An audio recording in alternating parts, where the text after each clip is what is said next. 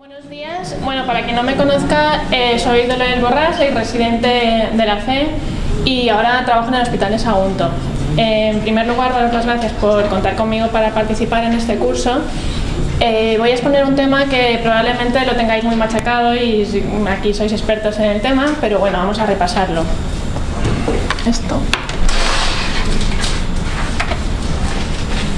La diferenciación entre normalidad, definida como pequeño parada gestacional, y patología definida como crecimiento intrauterino restringido, es uno de los objetivos de la obstetricia. El reto actual del obstetra es diagnosticar cuando un feto tiene un crecimiento subóptimo, realizarle un seguimiento adecuado de ese feto y optimizar el momento del parto. Para valorar el crecimiento fetal, realizaremos una ecografía en todas las gestantes en el tercer trimestre de embarazo, entre la semana 32 y 34, aunque sí que es cierto que en algunas guías, como en el Royal College del 2013, dicen que la ecografía del tercer trimestre en gestantes de bajo riesgo no está indicada porque no disminuye el número de pequeños al nacimiento y tampoco disminuye los malos resultados perinatales. Sí que en pacientes de alto riesgo estará indicada hacer ecografías seriadas a partir de la semana 26-28 y cuando la altura uterina está por debajo del percentil 10 también haremos una ecografía. Estimaremos el peso mediante las medidas de cefálicas, mediante el perímetro abdominal y la longitud de fémur. Y una vez estimado el peso, lo transformaremos en un percentil y todo aquello que esté por debajo del percentil 10 lo consideraremos pequeño. Así detectaremos alrededor del 77% de pequeños y un 12% serán falsos pequeños.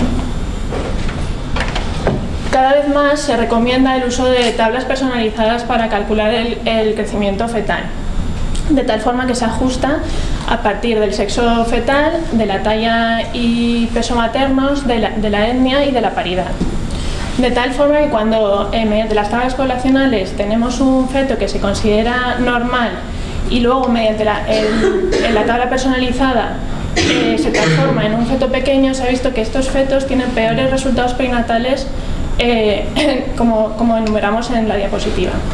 Sin embargo, cuando tenemos un feto pequeño diagnosticado mediante las tablas poblacionales y mediante la tabla personalizada lo transformamos en un feto normal, estos fetos sí que no tienen peores resultados perinatales. La primera pregunta que nos tenemos que hacer es si tenemos una fecha de última regla correcta. Iremos a la longitud cefalonalga de la ecografía del primer trimestre y veremos si corresponde. Si no corresponde, pues ya se ha terminado el estudio, no tenemos un pequeño. Sin embargo, que si sí corresponde, tendremos que seguir el estudio. Primero haremos una ecografía anatómica detallada para descartar malformaciones. Si existen signos de infección materno o fetal, determinaremos serologías y si está indicado, determinaremos el DNA en líquido amniótico. También si tenemos un retraso de crecimiento extremo en segundo trimestre con un percentil por debajo del 3 o tiene malformaciones asociadas o polidramnios, ofreceremos el cariotipo y determinaremos la tensión y la proteinuria en todas estas mujeres. Si alguna de estas cosas está alterada, lo consideraremos un feto pequeño anormal. Pero si todas estas cosas son normales, entonces seguiremos el estudio y valoraremos si existe insuficiencia placentaria a través del Doppler de la arteria umbilical. Si el Doppler de la arteria umbilical es normal, lo consideraremos un feto pequeño para la edad gestacional. Pero si el Doppler de la arteria umbilical está alterado, lo consideraremos un crecimiento intrauterino restringido. Sin embargo, cada vez más existe un grupo de fetos en el que se ha visto que son fetos pequeños para la edad gestacional con Doppler de la arteria umbilical normal, pero que se comportan como retraso de crecimiento, con peores resultados perinatales y con alteraciones en el neurodesarrollo a largo plazo. Aquí tendrá importancia la exploración del Doppler de la arteria cerebral media. Dentro de los retrasos de crecimiento tenemos dos grupos. El retraso de crecimiento precoz, que aparece por debajo de la semana 34, que presenta una insuficiencia placentaria importante y que está íntimamente asociado a preeclampsia. Y el segundo grupo es el retraso de crecimiento tardío, que aparece a partir de la semana 34, que tiene escasa insuficiencia placentaria y que tiene baja asociación con la preeclampsia. El CIR precoz tiene un riesgo individual de tener una elevada morbimortalidad. Sin embargo, el CIR tardío también eleva esta morbimortalidad porque tiene una elevada prevalencia.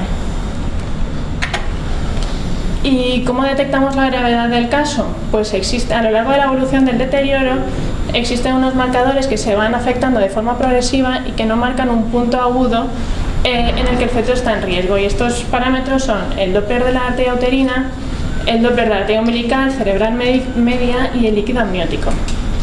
Sí que es verdad que el flujo reverso a nivel de la arteria umbilical se podría considerar que tiene un componente subagudo, ya que la mitad de los fetos una semana antes del deterioro lo presentan reverso.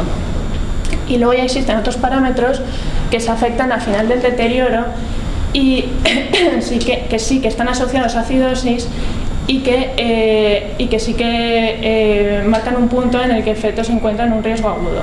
Son los marcadores agudos, que son el registro cardiotocográfico, las venas precordiales y el perfil biofísico. Sobre todo me voy a centrar un poquito en el Doppler y luego desarrollaremos rápidamente los otros parámetros. El objetivo de estas pruebas es maximizar el tiempo de edad gestacional, ya que entre las 26 y 29 semanas se ha visto que un día intraútero aumenta la supervivencia en un 1 o 2%. Pero predecir si un feto comprometido estará mejor fuera del útero que dentro conlleva ciertos riesgos. Prolongar la gestación puede mejorar los efectos secundarios de la prematuridad, sin embargo, continuar con el embarazo puede dar lugar a hipoxia y a muerte intrauterina. Y además tenemos poca evidencia disponible para guiar la actuación clínica de los obstetras. Empezamos con el Doppler de la arteria umbilical. Las alteraciones a nivel del Doppler de la arteria umbilical se deben a la vasoconstricción de las vellosidades terciarias placentarias, de tal forma que cuando se afecta un 30% de las vellosidades tendremos un aumento en las resistencias del Doppler de la umbilical. Y cuando tenemos un 60-70% de las vellosidades afectas tendremos un flujo ausente o un flujo reverso. De tal forma que esta correlación tan paralela entre el Doppler de la arteria umbilical y la insuficiencia placentaria hace que el Doppler de la arteria umbilical sea el patrón oro para el seguimiento del retraso de crecimiento. Porque su uso se ha visto que disminuye las inducciones y las cesáreas y disminuye la muerte perinatal. Por tanto, se considera que se debe utilizar para optimizar el momento del parto. Por otra parte, ¿con qué frecuencia tenemos que hacer esta exploración? Pues no existen estudios, no existe ningún consenso, cada uno dice una cosa, pero sí que un comité de expertos recomienda que cuando tenemos onda diastólica presente, la exploración puede ser semanal, y cuando tenemos flujo ausente o reverso o existe oligoamnios, la exploración debería ser diaria. ¿Y qué pasa con los pequeños que presentan un Doppler en la arteria umbilical normal? Que se ha visto que estos fetos tienen peores resultados perinatales y además alteraciones en el neurodesarrollo. Pues a partir de la semana 34 los retrasos de crecimiento tardío se ha visto que no tienen esa correlación entre el Doppler de la arteria umbilical y la insuficiencia placentaria, y que el índice de pulsatilidad se mantiene bastante constante a partir de la semana 34, por tanto no es reflejo de la insuficiencia placentaria y por tanto necesitaremos otros parámetros para valorar a estos retrasos de crecimiento.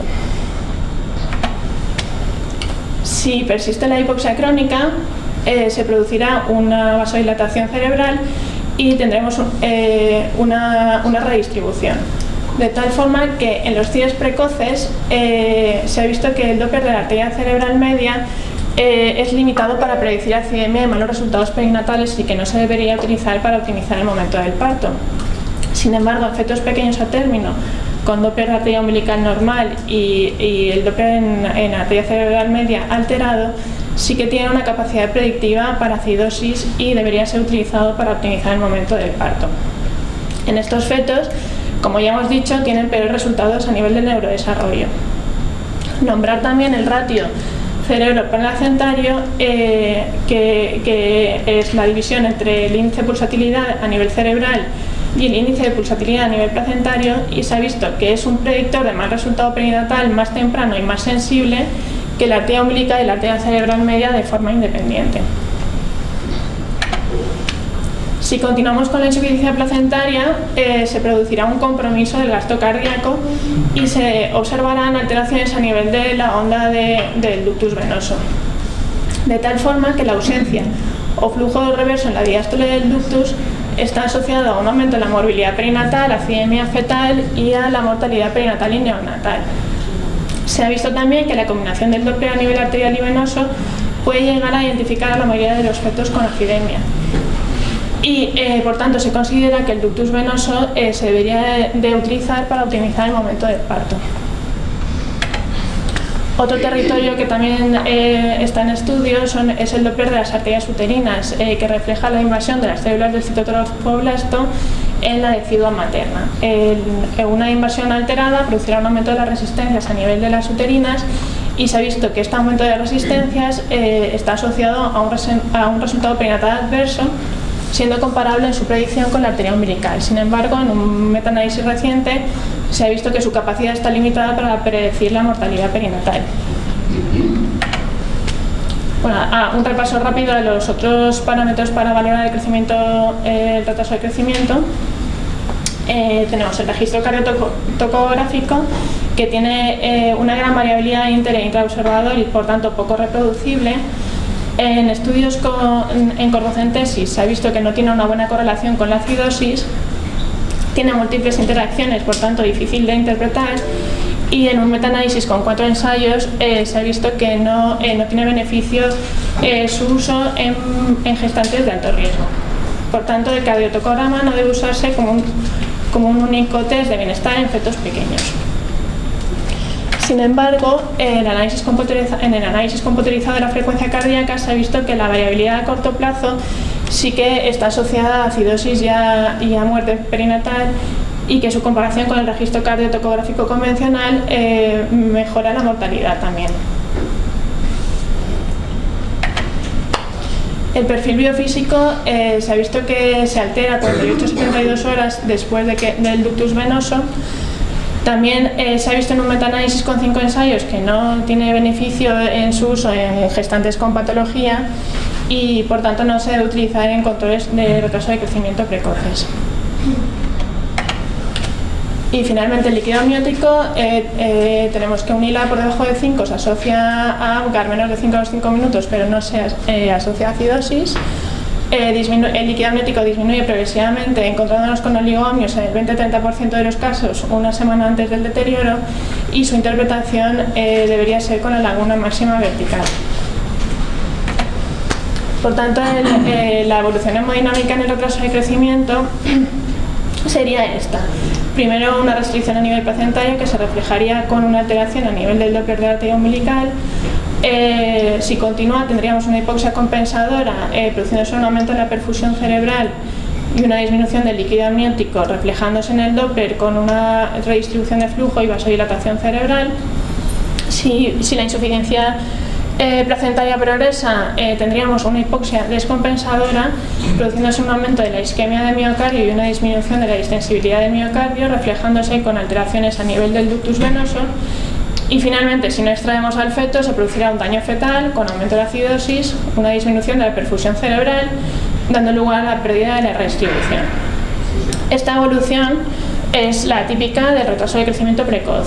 En los retrasos de crecimiento tardío, como hemos dicho antes, en el Doppler de la arteria umbilical permanece constante, prácticamente no se altera, solamente se convierten en patológicas en un 5%. Por tanto, sí que los parámetros de la cerebral media son más sensibles en los retrasos de crecimiento tardío. Sin embargo, hay un estudio reciente que nos dice que existen múltiples patrones de deterioro del Doppler, que la clásica secuencia que hemos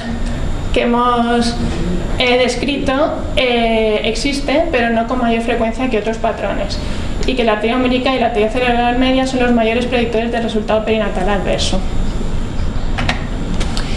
¿Y cuándo finalizar la gestación? Pues existen varios estudios que intentan contestar esta pregunta. Un primer estudio que se realiza en gestantes pretérmino, entre semana 24 y 36, y dividen a las gestantes entre finalización inmediata y finalización diferida, basando su actuación en el Doppler de la arteria umbilical. de tal forma que se observan los resultados inmediatos que no existen diferencias entre un grupo y otro, solamente un aumento de la tasa de cesáreas en los de finalización inmediata. Sin embargo, en un análisis posterior se observa que en las gestantes por debajo de la semana 30 sí que presentan un aumento de las secuelas a nivel neurológico y, por tanto, en aquellas gestantes por debajo de la semana 30 las conclusiones son que el obstetra debería intentar prolongar esa edad gestacional. El segundo estudio se hace en gestantes a término, casi a término, por encima de la semana 36, y también se divide en dos grupos, unos de finalización inmediata y el segundo grupo de finalización de conducta expectante, de tal forma que no existen diferencias entre ambos grupos. Sí que se observa que cuando la inducción es por debajo de la semana 38 existen más ingresos a nivel en el neonato y, por tanto, también sería lógico intentar mantener hasta esa edad gestacional del feto, siempre con un control estricto. Importante también es tener en cuenta el percentil, porque se ha visto que por debajo del percentil 3 existe un aumento de la mortalidad y la morbilidad. Y en un estudio que se publica en el Ultrasound en el 2011, se ha visto que el percentil 3 se podría considerar en aquellos fetos que tienen Doppler en arteria umbilical normal y en arteria cerebral media. Se podría considerar que pueden diferenciar entre los fetos que se pueden comportar como un feto normal o aquellos que pueden tener peores resultados perinatales. Por tanto, los americanos, después del análisis de los estudios aleatorizados en gestantes con retraso de crecimiento, dicen que el Doppler de la arteria umbilical es la herramienta que tenemos que utilizar para el control de los retrasos de crecimiento, y que otros territorios vasculares como la cerebral media y como el ductus están en estudio, tienen valor pronóstico, pero que no existen suficientes estudios para introducirlos en protocolos de actuación. Por tanto, ellos hacen un Doppler en arteria umbilical, si está alterado y presenta flujo diastólico, recomienda la finalización en semana 37. Si tenemos un flujo ausente, recomienda la finalización en semana 34, y si tenemos un flujo reverso en semana 32. Cuando el Doppler es normal, recomienda la finalización entre la semana 38 y 39. Sí que es cierto que aunque el Doppler del ductus no está en estudio y que no está en protocolos, muchos obstetras ya lo utilizan para maximizar el tiempo intraútero, sobre todo en gestantes entre 28 y 30 semanas, que es muy importante los días intraútero. Igual que la arteria cerebral media, que no está metida en los protocolos, sí que hay guías que ya lo utilizan, como en la Royal College. Recomiendan que una cerebral media alterada en semana 37 debería finalizarse la gestación. Por tanto, estas son las recomendaciones de los americanos. El Doppler de la arteria umbilical debería ser la herramienta para el control de los retrasos de crecimiento. Su frecuencia de estudio debería ser 1 o 2 semanas, y si el Doppler es normal se podría prolongar la frecuencia de estudio. Que la arteria cerebral media y el ductus venoso no están suficientemente estudiados para recomendarlos de forma rutinaria, que cuando tenemos una ausencia de diástole se recomendará la finalización de gestación en semana 34, y cuando tenemos un flujo reverso se recomendará la finalización en semana 32. Y eso es todo.